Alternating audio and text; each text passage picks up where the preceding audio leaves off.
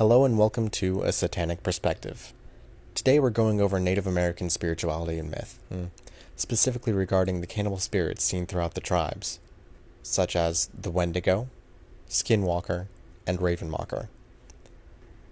These three entities originate from three different tribes, but have a great deal of similarities.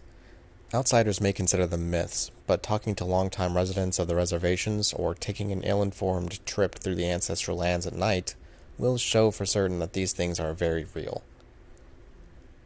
So, first up is the Wendigo. The Wendigo is definitely the more well-known out of the three, with video games, books, and movies, among others, being made with it as the subject. The legend says that Wendigo were once human, that, due to some tragedy or desperation, committed the sin of cannibalism, and through this, transformed into a beast.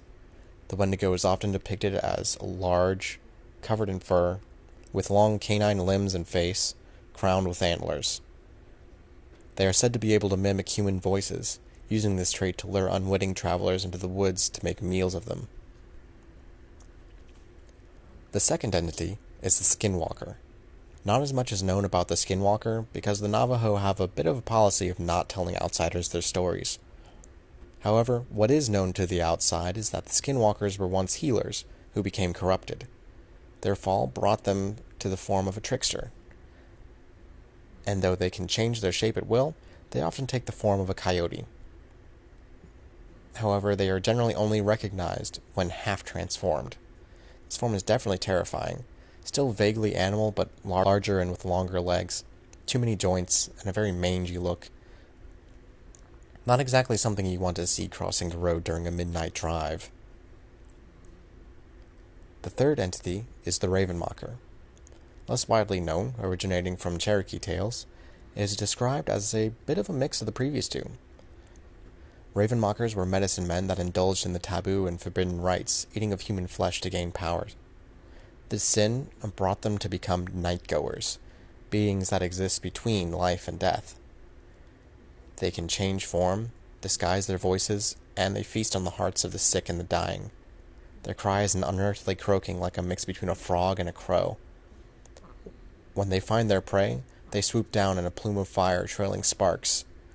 Their victims are often found dead in their sleep.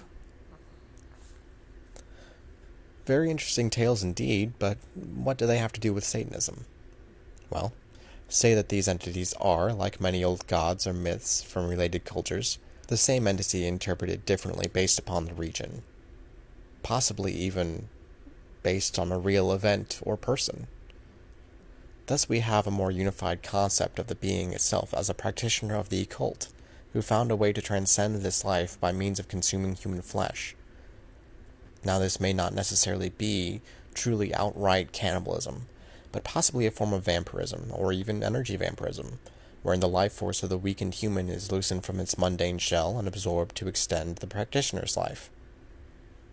This certainly may be interesting to some Satanists who seek to prolong their own life, but to the occultist, the aspect of transcendence, of moving past the barriers of life and death, is much more interesting. Thus we may consider these Ravenwalkers, Wendigo, or Skinwalkers as a type of apex Satanist. Even still, if they are real, that means they can be contacted.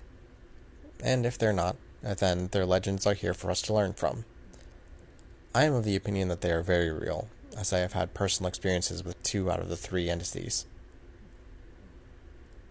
In any case, I hope you found this interesting. As always, if you have questions or suggestions, please leave them below in the comments. Until next time, this has been A Satanic Perspective.